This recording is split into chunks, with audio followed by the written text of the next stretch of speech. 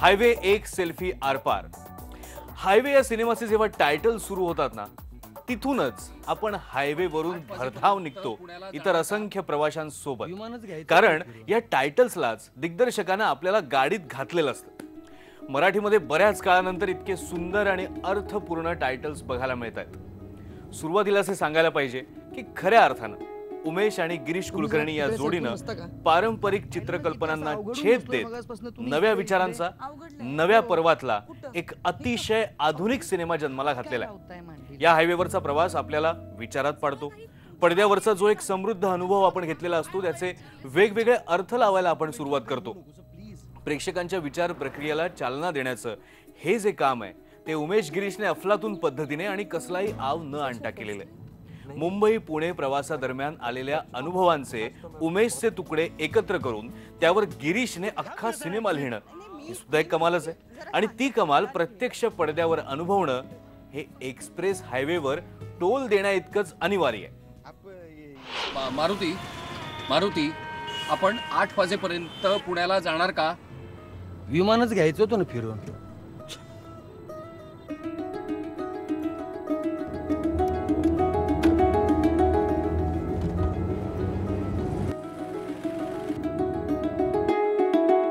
तुम्ही जरा तिकडे सरकून बसता का? का? पाहिलं ना किती असं अवघडून बसलोय मगासपासून. तुम्ही इकडे इकडे. अवघडलंय? हो. कुठं? इथं. अहो तुम्ही हात काय लावताय मांडीला? सगळं काही तुझ्या ओरिएंटेड चाललंय. आयुष्यामध्ये मला काय हवंय विचारलेस कधी? तर तू सेंटिमेंटल वगैरे होऊ नकोस प्लीज.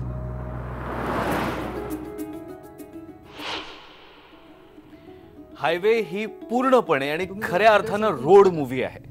कारण 98% सिनेमा हा रोडवर गाडीमध्ये घडतो. मुंबईहून काही प्रवासी पुण्याकडे निघालेले आहेत. कुणी कूल कॅबमधून, कुणी हायर केलेल्या कारमधून, कुणी स्वतःच्या कारमधून, कुणी ट्रकमधून. वाहनं वेगवेगळी आहेत पण रस्ता एकच आहे. माणसं पुढे पुढे जात आहेत पण मनात आत कुठेतरी ती मागे मागे चालली आहेत. महागडे टोल भरून वेगवान प्रवास होतोय पण माणसांच्या संबंधांचा प्रवास हा कुठेतरी संथ झालाय. म्हणजे रिअर व्ह्यू मिरर मध्ये सतत मागून येणाऱ्या गाडीकडे बघत असताना स्वतःच्या आत डोकावून बघायला वेळच नाहीये. अर्थात हा सिनेमा बघून हा जो एक मी जे सांगितल्या गोष्टीत तो एक अर्थ झाला. पण असे अनेक अर्थ लावून या हायवेचं रसग्रहण करता येईल एवढा आशय यामध्ये ठासून भरलाय. अनेक प्रतीकांमधून, हलक्या फुलक्या संवादांमधून आणि प्रसंगांमधून हा आशय मांडण्यात आलेला आहे. Is it your first time?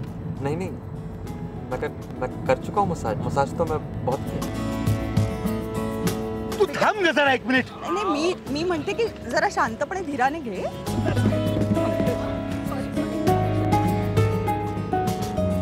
आप ये करते क्या एंटरटेनमेंट वगैरह? हाँ एंटरटेनमेंट. टेलीविजन भी एंटरटेनमेंट है ना. एंटरटेनमेंट ही करते हैं.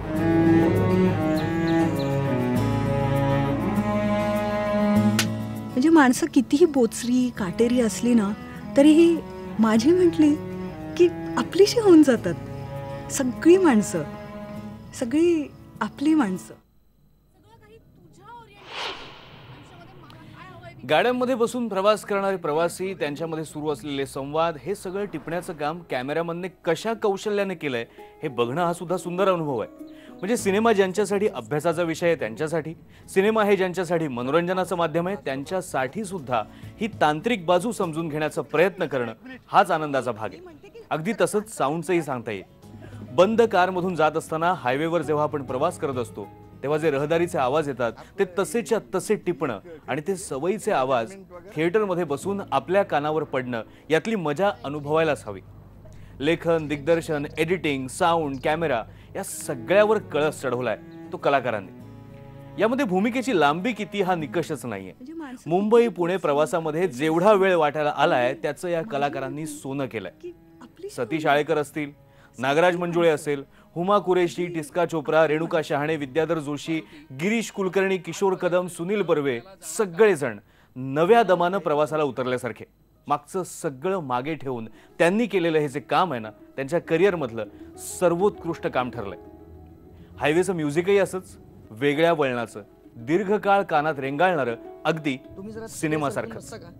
न संपणाऱ्या हायवे सारखं या हायवे बद्दल सुद्धा बराच वेळ बोलता येऊ शकतं, पण सध्या एवढंच म्हणतो, ही नवी आणि प्रगल्भ चित्रभाषा जी आहे ती थिएटरमध्ये जाऊन नक्की आवर्जून बघा. जगाचे किती किती चेहरे, हे चेहरे रंगी बेरंगी सारे चेहरे, निघाले कुठे सारे सारे हे चेहरे कुठल्या गावी रे. आरशात डोकावून पाहू पाहू ना रे चेहऱ्याचे रंग सारे सारे, वेगात कुठे चालले रे हे चेहरे कुठल्या गावी रे. कलंदर सारे कलंदर सारे. हा हायवे सिनेमा बघून तुमचे किती रुपये वसूल होतील हे सुद्धा सांगायला हवं. उमेश आणि गिरीश कुलकर्णी या जोडीचा आणखी एक सिनेमा. खरं तर उमेशने यापूर्वी दिग्दर्शित केलेला सिनेमा होता देऊळ, त्यामुळे मोठ्या गॅप नंतर दिग्दर्शक उमेश कुलकर्णीचा सिनेमा आलाय. मध्यंतरीच्या काळात निर्माता म्हणून त्याने सिनेमे जे होते त्याचे आपण बघितलेले आहेत, पण हा जो सिनेमा 100 पैकी तुमचे 90 रुपये नक्कीच वसूल करेल.